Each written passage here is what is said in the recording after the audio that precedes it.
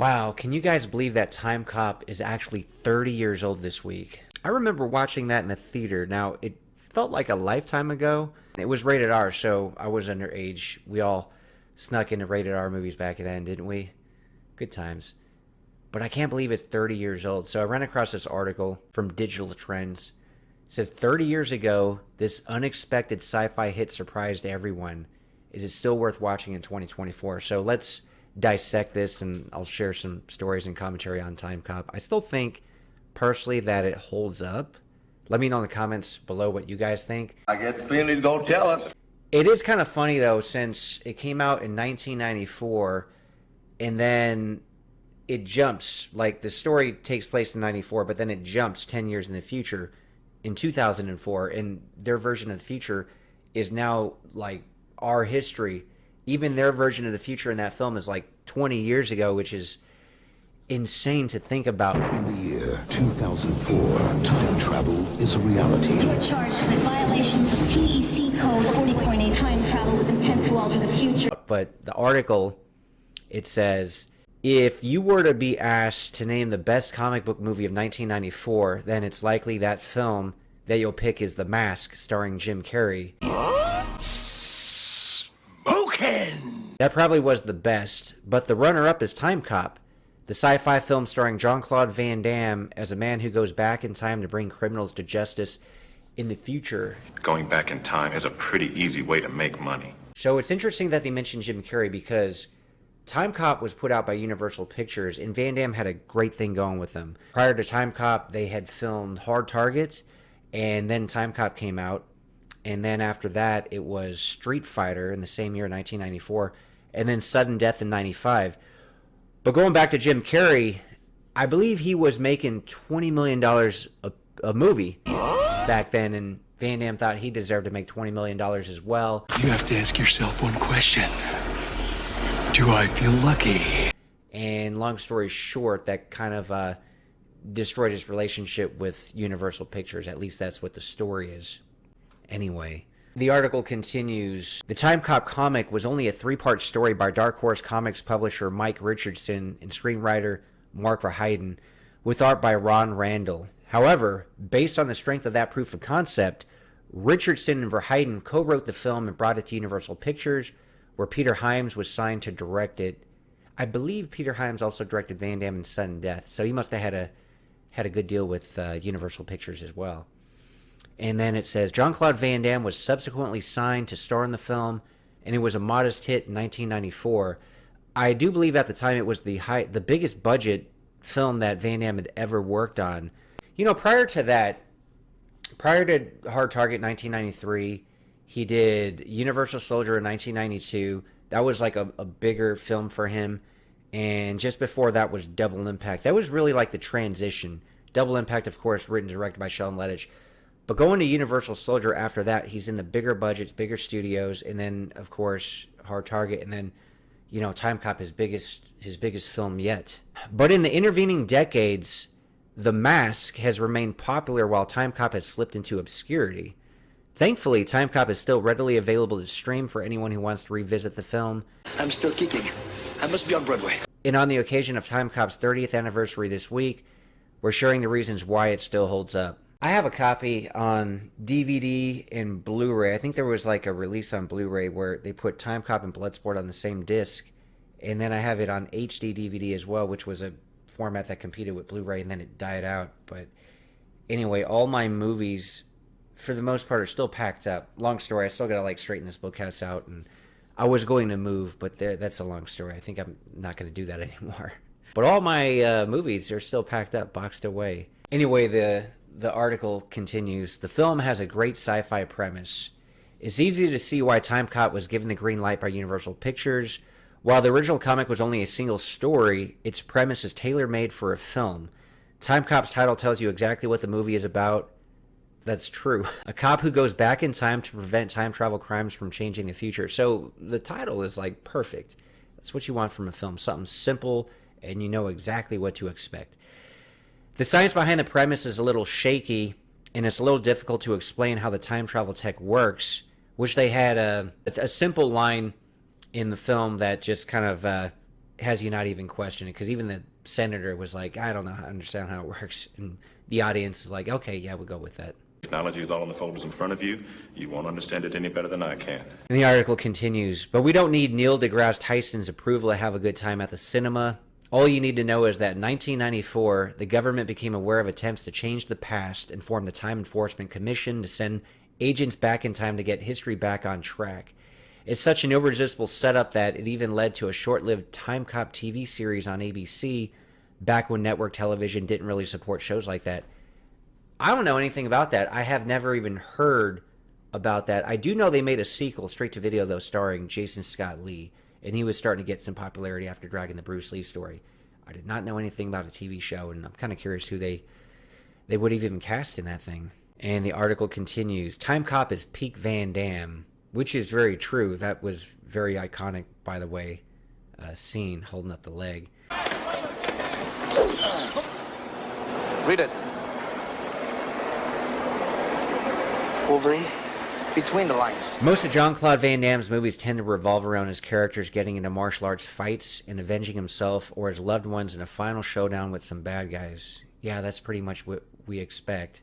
There's some of that in Timecop as well. He actually has a really great fight with James Liu, and obviously the fight with a great actor like Ron Silver is not going to be as good because, you know, I mean, it's Ron Silver, you know, you don't expect him to exactly put up a great martial arts fight against someone like Van Damme or anybody for that matter. Yeah, I'll do it. And there are also scenes in this movie where Van Damme is kind of showing off what he can do, including the moment he does the splits in his underwear while fighting the assassins who come to kill him, which that was that James Liu fight. But whatever you think about Van Damme, he's not a black hole of charisma like Steven Seagal. Oh, see, they took a shot against Steven Seagal. I think Seagal is very charismatic, especially those films that he was in at the same time, in the 90s. The article says, it's easy to sympathize with his character, Agent Max Walker. We get to see him as an innocent younger cop in 1994. I don't bake cookies for a living.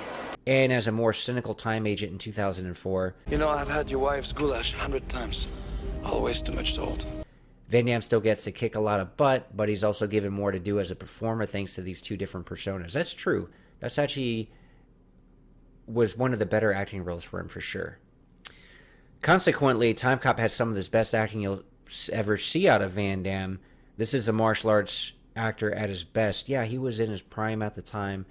Good film, good director, and he was able to play a character where he could have some range, playing, you know, a guy in two different eras, 10 years apart. Ron Silver gets two different villainous performances. The late Ron Silver looked like he was having the time of his life while playing two different versions of Timecop's main villain, Senator Aaron McComb. What the fuck are you doing here? What do you mean you called me? Left a message with the Senate operator. I didn't leave any message, you fucking idiot.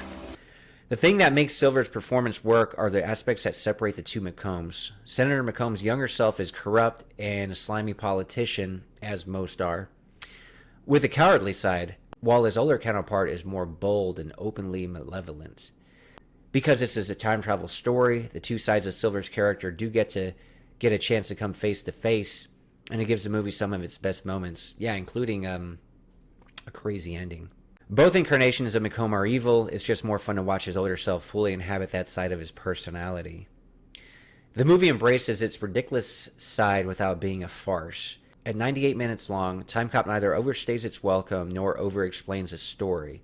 It gives the audience just enough information to follow the movie and come along for the ride. Contemporary critics called it brainless entertainment, and that's not entirely false. This film could have easily fallen flat on its face if not for one thing: it doesn't take itself too seriously. I'm still kicking. I must be on Broadway. Timecop does have a few moments of humor that keep it from getting too dark, and it also doesn't apologize for having such an audacious premise. The creative team wisely resisted the temptation to throw in too many jokes, which would have killed any drama that the story had. I agree with that. It's a fine line, of course. Time travel. Yeah, time travel.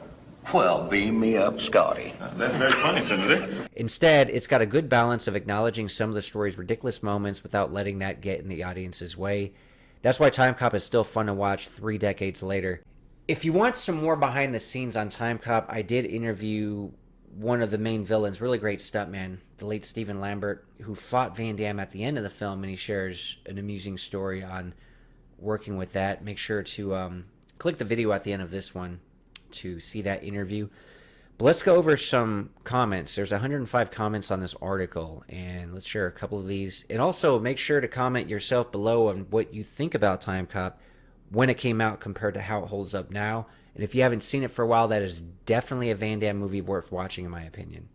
But let's see some of these comments. I think Timecop and Sudden Death are Van Damme at his best. It's not just because he does some of his best work in both, which he does. Both films have good villains as well. That's true, and that's very important. And these films didn't have your traditional type of character or actor that would just put up a good fight scene against Van Damme. They were actually just really great actors. You know, that includes Hard Target as well with Lance Henriksen.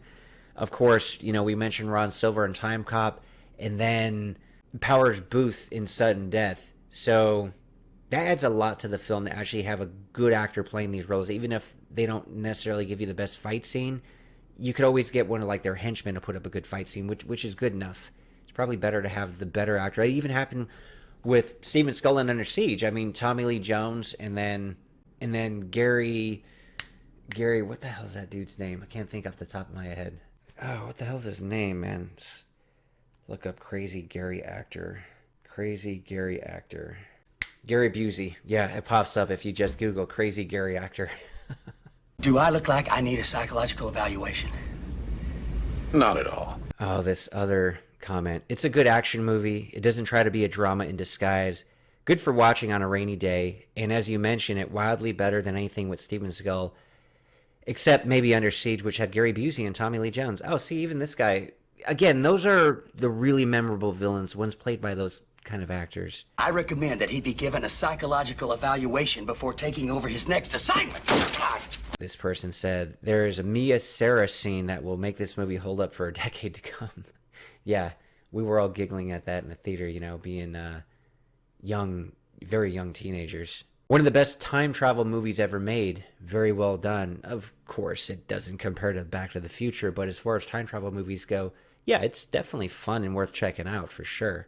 This guy says, it has been many years since I have watched this film, but I still remember what happened to Ron Silver at the end. A very enjoyable film, especially for anybody that likes time travel and ironic justice. Keep him away from me.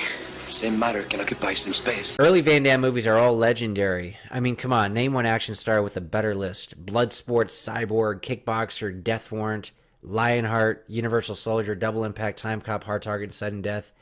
That was an era of great movies, which I 100% agree. And it's one of the reasons why I even started a Viking Samurai YouTube channel, making the 80s and 90s great again, because of all those action and martial arts films. And people have never replicated what Jean-Claude Van Damme, Steven Seagal, Sylvester Stallone, and Arnold Schwarzenegger has done. And they probably won't. You know, they're a product of that time. And in my opinion, just pop culture in general with the 80s and 90s, whether it's music, movies, TV shows, definitely some of the best by far ever. It's an era definitely worth revisiting, whether you grew up in it, whether you're like a younger audience member. You should definitely check those out for the first time, because they hold up pretty well in general. Though Timecop is obviously dated, because even that future is, I mean, some of you guys watching this probably weren't even born when that future took place in 2004, which is crazy to think about. But yeah, time goes by fast, man.